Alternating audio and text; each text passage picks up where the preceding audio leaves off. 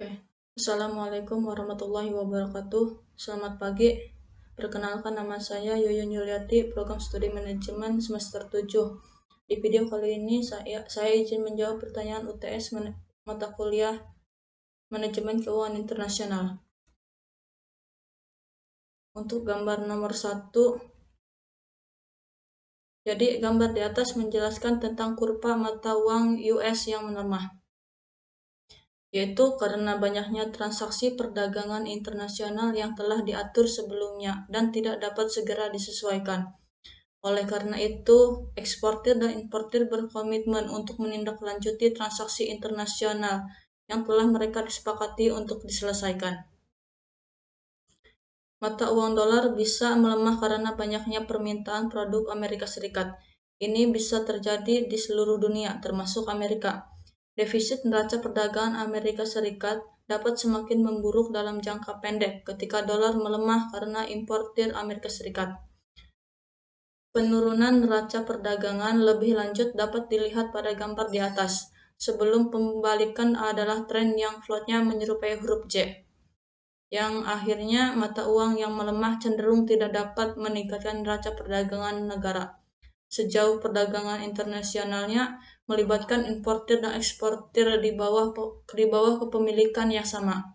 Banyak perusahaan membeli produk yang diproduksi oleh anak perusahaan mereka dengan apa yang dikenal sebagai perdagangan intra-perusahaan. Jenis perusahaan ini berjumlah lebih dari 50% dari semua perdagangan internasional. Perdagangan seperti itu biasanya akan terus berlanjut meskipun mata uang importir sedang melemah. Selanjutnya gambar nomor 2. Jadi gambar di atas itu menunjukkan jumlah pound yang dijual atau dipasok dari pasar valuta asing dalam pertukaran dolar.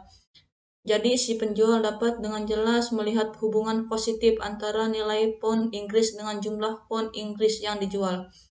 Jadi konsumen atau perusahaan akan bersedia menukar pound mereka dengan dolar untuk membeli produk atau sekuritas negara asing ketika valuasi pound sedang tinggi, begitu juga sebaliknya. Jika seketika valuasi sedang menurun atau rendah, maka penawaran pound yang akan dijual atau untuk ditukar dengan dolar akan lebih kecil, memperlihatkan keinginan Inggris yang lebih kecil untuk memperoleh barang-barang dari Amerika Serikat. Selanjutnya gambar nomor 3, yaitu tentang tingkat inflasi. Tingkat inflasi relatif sering terjadi dan perubahan tingkat inflasi relatif dapat mempengaruhi aktivitas perdagangan internasional, yang juga dapat mempengaruhi permintaan dan penawaran mata uang. Oleh karena itu, dapat mempengaruhi nilai tukar. Bagaimana jumlah permintaan dan penawaran dapat kita lihat pada gambar nomor 3 di atas. Nilai tukar akan terpengaruh jika nilai inflasi Amerika Serikat tidak tiba-tiba meningkat secara substansial, sementara inflasi Inggris tetap sama atau tidak ada perubahan sama sekali. Inflasi ini terjadi karena asumsi bahwa baik perusahaan Amerika Serikat dan Inggris menjual barang yang dapat berfungsi sebagai pengganti satu sama lain. Lonjakan inflasi Amerika Serikat yang tiba-tiba akan menyebabkan beberapa konsumen Amerika Serikat lebih membeli banyak produk Inggris daripada produk Amerika Serikat itu sendiri. Selanjutnya gambar nomor 4. Di sini saya akan sedikit memaparkan salah satu penjelasan tentang mengapa perusahaan menjadi MNC adalah teori siklus produk. Menurut teori ini, perusahaan menjadi mapan di pasar dalam negeri sebagai akibat dari beberapa keuntungan yang dirasakan atas pesaing yang ada, seperti kebutuhan pasar untuk setidaknya satu pemasok produk lagi. Karena informasi tentang pasar dan persaingan lebih mudah tersedia di dalam negeri, sebuah perusahaan kemungkinan besar akan memantapkan dirinya terlebih dahulu di negara asalnya. Permintaan asing untuk produk perusahaan awalnya akan diakomodasi dengan mengekspor barang tersebut. Seiring berjalannya waktu, perusahaan mungkin merasa satu-satunya cara untuk mempertahankan keunggulan produknya atas persaingan di luar negeri adalah dengan memproduksi produk di pasar di luar negeri, sehingga mengurangi biaya transportasinya tersebut.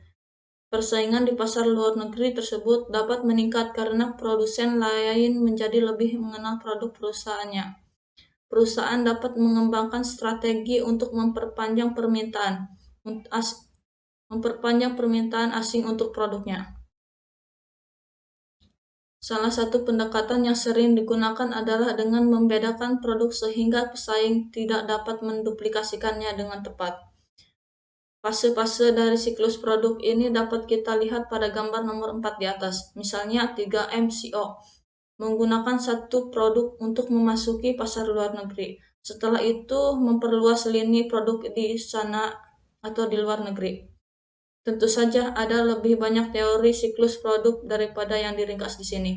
Diskusi ini hanya menunjukkan bahwa sebagai perusahaan yang dewasa mungkin mengenali peluang tambahan di luar negara asalnya.